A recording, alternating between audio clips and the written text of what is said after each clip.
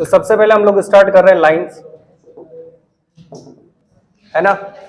बड़ा आसान टॉपिक है। लाइंस में क्या क्या चीज है, टोटल 3 तरह के फॉर्मूलाज आपके कोर्स के अंदर है। सबसे पहले आपसे पूछा जाता है इक्वेशन ऑफ द लाइन। पहला टॉपिक आपको ये पढ़ना है। दूसरा टॉपिक आपको पढ़ना है एंगल बिटवीन लाइंस। ऐसा ही है, भगवान जानता है। हाँ, डिस्टेंस बिटवीन पैरेलल लाइंस या फिर point and a line, shortest distance between lines के बारे में हम लोग ऐसा बात करेंगे।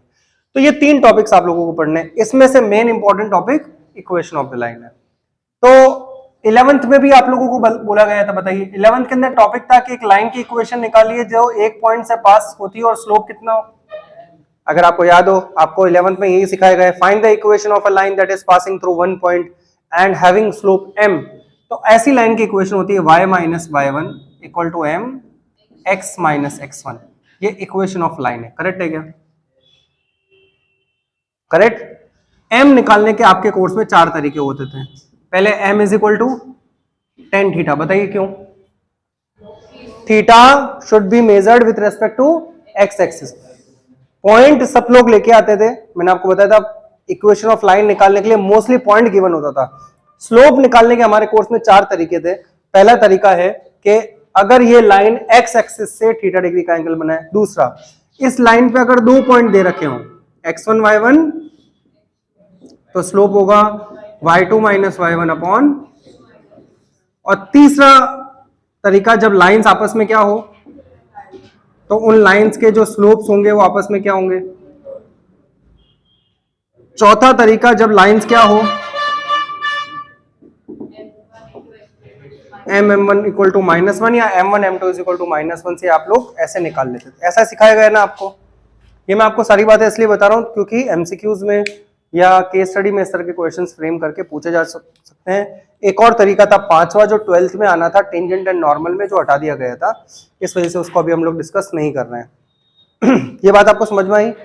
ये चीज आपको इसलिए बता रहा हूं क्योंकि अब जो टॉपिक पढ़ना है ना, देखो ये सब आप लोगों ने पढ़ा है एल्जेब्रिक एक्सप्रेशंस में, एक्स और वाई की टर्म में, लेकिन अब जो आपको पढ़ना है लाइंस, वो वेक्टर की फॉर्म में पढ़ना है। सही है ना? और पहले आप लोगों ने 2 डायमेंशनल में पढ़ा था, अब किस में पढ़ेंगे? तो सबसे पहले टॉपिक का नाम है इक्वेशन ऑफ लाइन। अब इक्वेशन ऑफ लाइन में पहला पार्ट सुनना अच्छे से, सब लोग याद करने की कोशिश करना मेरे साथ साथ ही। तो इक्वेशन ऑफ लाइन, आपको एक ऐसी लाइन की इक्वेशन निकालनी है जो किसी ए वेक्टर से पास होती है। सुनना अच्छे से। ए वेक्टर मतलब तो एक ही चीज है। जैसे अगर मैं आपको बोलूं कि 1, 2, 3 से पास होती है। देखो चैप्टर का नाम 3D है, इसलिए मैं हमेशा 3 डायमेंशन में बात करूंगा। तो ये जो है ना, ये इसकी कार्टेशियन फॉर्म है। मतलब आप लोग कार्टेशियन एलिमेंट समझते हैं ना आप लोग। एक तो होते हैं कौन से वेक्टर एलिमेंट होते हैं, एक तो होते हैं वेक्टर कंपोनेंट, और दूसरे कौन से होते हैं? तो वेक्टर कंपोनेंट का मतलब क्या होता है कि इसी को आप लोग क्या लिख सकते हैं, आई कैप, 2j कैप और 3k कैप, ऐसा भी बोल सकते हैं। तो वेक्टर कंपोनेंट आपको कोई दिक्कत तो नहीं है? तो भाई अगर मैं बोल रहा हूं ए वेक्टर से पास हो रही, तो कई जगह वेक्टर सुनते ही परेशान हो जाता है कि पता नहीं कहां से पास हो रही है। ए वेक्टर का मतलब यह है कि वो किसी पॉइंट से पास हो रही है। उसको आप वेक्टर की फॉर्म में भी लिख सकते हैं। कैसे? आई कैप, जे कैप, 2k कैप, इस तरह से लिख सकते हैं। एक वेक्टर से पास होती है और किसी दूसरे लाइन के वेक्टर के पैरेलल, बी के पैरेलल है। तो हम लोग जो बात करें very first line, equation of a line that is passing through A vector. तो मैं यहां लिख रहा हूं equation of line passing through A vector and parallel to B vector. A vector से पास हो रही है और पैरेलल किसके? बी वेक्टर के पैरेलल है। बात आपको समझ में आ रही है कि सभी को? कोई दिक्कत तो नहीं है इसमें किसी को भी? तो उसको कैसे लिखेंगे? तो इसकी सबसे पहले हम लोग लिखेंगे वेक्टर फॉर्म। 2 तरह की फॉर्म में आंसर को प्रेजेंट किया जाता है। हमेशा क्वेश्चन में अगर आपको बोला जाएगा find the equation in vector form, तो आपको वेक्टर फॉर्म में आंसर प्रेजेंट करना है। अगर आपको बोला जाए find the equation in Cartesian form, तो आपको कार्टेशियन फॉर्म में। तो देखिए वेक्टर फॉर्म क्या होगा, सुनिए। तो सबसे पहले लिखते हैं R cap, R vector is equal to A plus lambda B. सुनना अच्छे से, ये वो जगह है जहां से वो पास होती है और ये वो जगह है जिसके वो पैरेलल है, याद रखना। तो हम लोग इक्वेशन ऑफ लाइन निकाल रहे हैं, तो ये सब लोग पूछेंगे कि क्या चीजें हैं। सबसे पहले ए वेक्टर जिससे वो पास होती है, यहां पे सबसे पहले जगह किसको दी जाएगी, जिससे वो पास हो रही है। और लैम्डा बी, बी क्या है, जिसके वो पैरेलल है। बात समझ में आई? अभी आपने भी पूछा था, तो मैंने बोला था कि जब भी दो लाइंस आपस में, जैसे कि मान लो ये आई कैप प्लस जे कैप प्लस के कैप है, और ये 2i plus 2j plus 2k cap, आपको पता लगाना हो यार ये लाइन कोलिनियर या पैरेलल है, तो आप पहचान सकते हैं कैसे। कॉमन लेने के बाद अगर इनकी शक्लें मैच करने लग जाए तो उसका मतलब ये क्या है, पैरेलल है कि नहीं है। तो 2 कॉमन लेने के बाद शक्लें मैच कर रही है कि नहीं कर रही है, क्या हुआ, हाँ मैच कर रही है ना। इसका तो मैंने बोला था कॉमन लेने के बाद में, तो वो कॉमन ली हुई टर्म क्या है, लैम्डा है, ऐसा समझ लीजिए आप। यहां तक किसी को कोई भी दिक्कत है तो अभी बताइए, कंफर्म, कोई दिक्कत हो तो अभी देखिए। हाँ, तो हमेशा याद रखिए पहले उसको जगह दी जाती है जिसके पास, और दूसरी लैम्डा के साथ किसको लिख।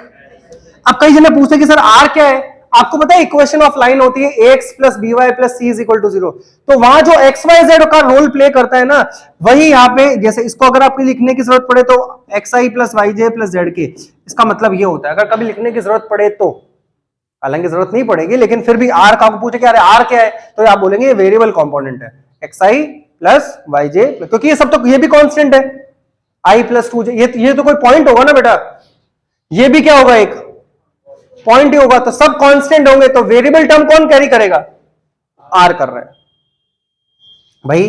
3x प्लस 4y प्लस 7 में ये कांस्टेंट है, ये कांस्टेंट है, तो वेरिएबल कंपोनेंट कौन कैरी कर रहा है, एक्स और वाई तो करता है, बस वही वाला रोल यहां पर है। यहां तक कोई दिक्कत हो तो बोलिए, पक्का।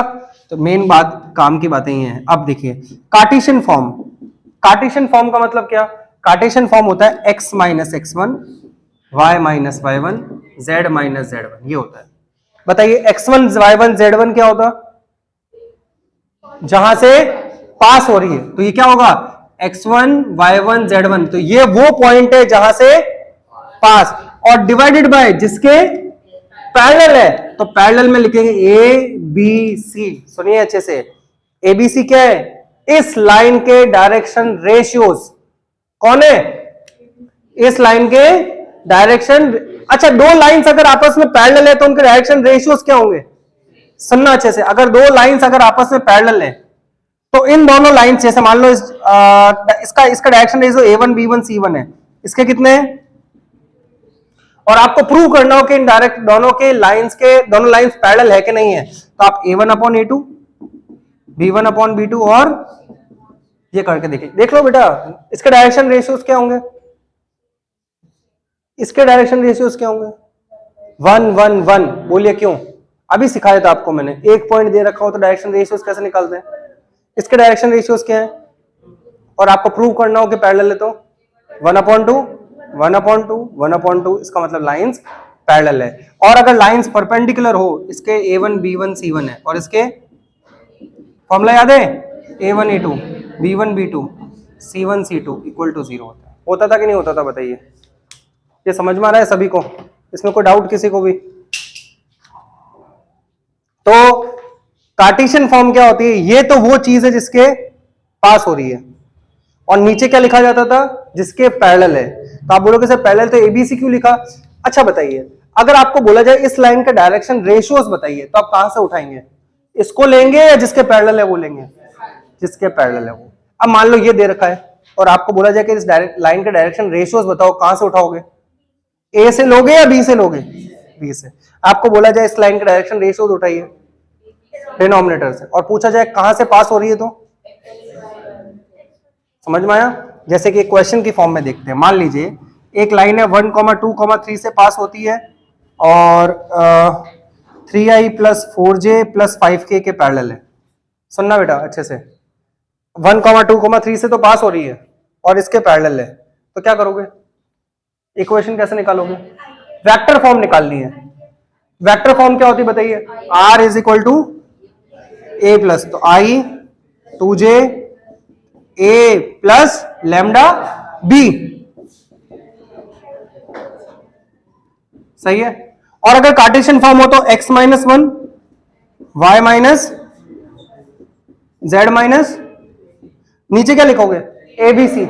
अब इस लाइन के डायरेक्शन रेशियोज कहां से मिलेंगे, यहां से है ये, तो क्या होगा 3 4 5। अच्छा ये दे रखे हो तो ये लिख सकते हो, वेक्टर दे रखे हो तो कार्टेशियन लिख सकते हो क्या, और कार्टेशियन दे रखे हो तो पक्का। तो ये कौन सा वाला केस पढ़ाया मैंने आपको, कार्टेशियन और वेक्टर, कब, जब लाइन एक पॉइंट से पास हो रही हो। और ठीक आई, अब हम लोग पढ़ रहे हैं जब लाइन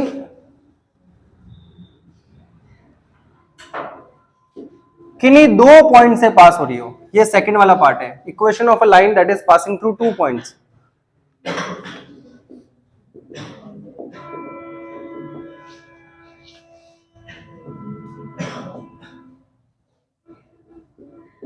दो पॉइंट से पास हो रही है, ए वेक्टर और बी वेक्टर, तो इक्वेशन वही होगी R equal to, vector form बता रहा हूं, पहले किसको जगह देते हैं जहां से पास हो रही, तो आप बोलोगे सर ए से भी हो रही है और, तो किसी को एक को भी लिख, किसी को भी एक को लिखिए, आगे बी लिख दीजिए या ए लिख दीजिए, कोई फर्क नहीं पड़ता उससे।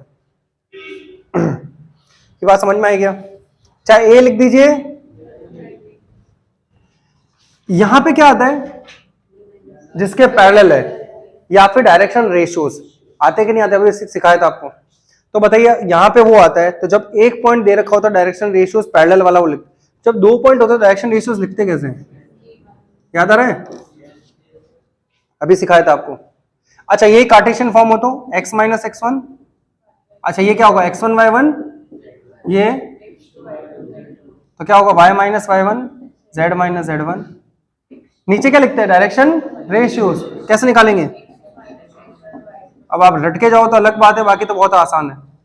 ये वेक्टर फॉर्म है और ये कार्टेशियन फॉर्म। तो इक्वेशन ऑफ लाइन निकालने के हमारे कोर्स में दो तरीके हैं, पहला एक पॉइंट के पास हो रही हो और दूसरे पैरेलल हो, या फिर तीसरी कंडीशन, दूसरा case angle between two lines, दो लाइंस के बीच में एंगल निकालना है। अब देखिए जब दो लाइन के बीच में एंगल निकालना होता है ना, अच्छा एंगल कभी वेक्टर और कार्टेशियन होता है क्या, कि 30 डिग्री वेक्टर में बताओ, एंगल तो एंगल होगा ना। तो इस लाइन की इक्वेशन में समझ में r is equal to a1 plus lambda b1, ऐसा मान लीजिए।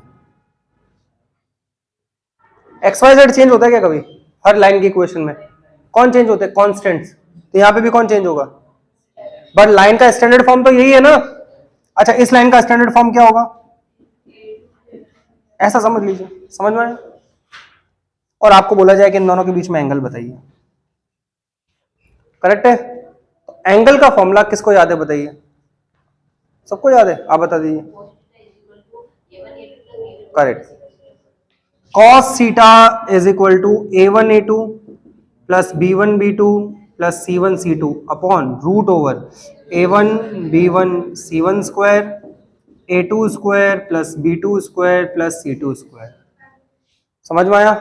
अब सुनिए इसमें मैग्नीट्यूड वही नहीं है, हाँ ध्यान दीजिए, हो गया। अब आपसे पूछे कि a1 b1 c1 कौन है,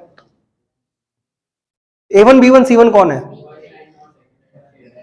डायरेक्शन रेशियोज किसके, फर्स्ट लाइन के सेकंड लाइन के, a1 b1 और c1 कौन है, डायरेक्शन रेशियोज है, किस लाइन के, फर्स्ट लाइन के। वो कहां से उठाओगे आप, अब मैं यहां पे कंफ्यूजन ना हो इसलिए इसको कैपिटल्स में लिख लेता हूं, नहीं तो भाई साहब गड़बड़ हो जाएगी भयंकर। समझ में आया, a1 b1 c1 कहां से उठाओगे,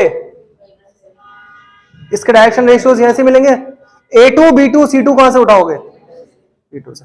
अगर यही कार्टेशियन फॉर्म में होता तो x minus x1 upon a1, y minus y1 upon b2 b1, a1 b1 और y z माइनस, समझ में आया, करेक्ट है। कार्टेशियन फॉर्म में, अच्छा मान लो वेक्टर फॉर्म में दे रखा हो चाहे कार्टेशियन फॉर्म में दे रखा हो, दोनों फॉर्म में दे रखा हो तो आपको पता है ना कैसे रखना है, पक्का ना। अच्छा एक बात सुनिए, अगर थीटा की वैल्यू 90 डिग्री है तो cos 90 कितना होता है, 0, तो ये कहां चला जाएगा, फॉर्मूला क्या बनेगा, b1 b2 plus c1 c2 0, बताया था कि। और ये सबसे बड़ा इंपॉर्टेंट है कि अगर line 1 is perpendicular to line 2 तो क्या होगा, a1 a2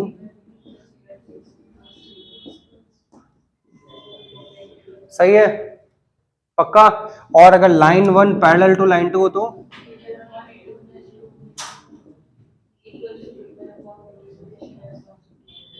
करेक्ट है क्या? बोलिए, पक्का। कोई तकलीफ हो तो बताइए, आगे देखिए। अब क्या है, डिस्टेंस बिटवीन टू लाइंस, दो लाइंस के बीच में अगर आपको डिस्टेंस बतानी है, मान लो एक लाइन ये है, एक लाइन ये है,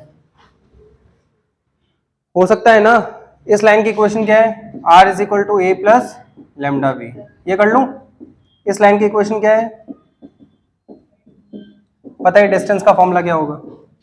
मैंने फॉर्मूला याद रखने का तरीका बताया था। सबसे पहले b1 क्रॉस b2, भूलना नहीं, सबसे पहले इनको उठाइए, b1 क्रॉस b2 को उठाइए सबसे पहले, कोई जल्दबाजी नहीं है। सबसे पहले दोनों इक्वेशन को इस तरह से लिख लीजिए, b1 क्रॉस b2 लिख लीजिए। अगर कार्टेशियन फॉर्म में लिखा हुआ होगा तो क्या करोगे, या तो सबसे पहले इसको वेक्टर में कन्वर्ट कर लीजिए, करना जानते हो ना कार्टेशियन से वेक्टर में।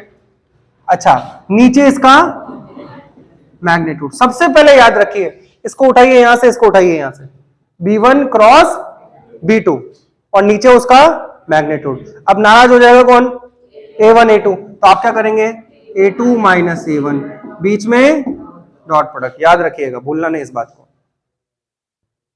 स्टार्टिंग कहां से करनी है, b1 क्रॉस b2, नीचे क्या आ जाएगा, उसका मैग्नीट्यूड, कौन बच गया पीछे, a2 माइनस a1 और डॉट लगा दीजिए, पक्का। लेकिन अगर यही लाइंस आपस में पैरेलल हो जाए, r is equal to a1 plus lambda b और r is equal to a2 plus lambda, बताइए मैं b ही क्यों लिख रहा हूं दोनों में, पहले तो b1 b2 लिखा था, क्योंकि ये दोनों लाइंस आपस में पैरेलल है तो उनके डायरेक्शन रेशियोज। तो फॉर्मूला क्या होगा बताइए, अब तो b है सिर्फ, अब तो b1 b2 थोड़ी ना आएगा, b1 क्रॉस b2, क्योंकि आपस में यहां पे कौन आएगा, a2 माइनस। अब जब पूरी जनता जब डॉट लगा रही होगी तब आप क्या लगाएंगे, और इसको भूलना नहीं है, समझ में आया, ये यहाँ पे भूलने की जगह है, कोई दिक्कत तो नहीं। ये सारे फॉर्मूलाज थे किसके, डॉट प्रोडक्ट के और क्रॉस प्रोडक्ट के, मतलब लाइंस के, डिस्टेंस के, एंगल के, करेक्ट है, जाइए।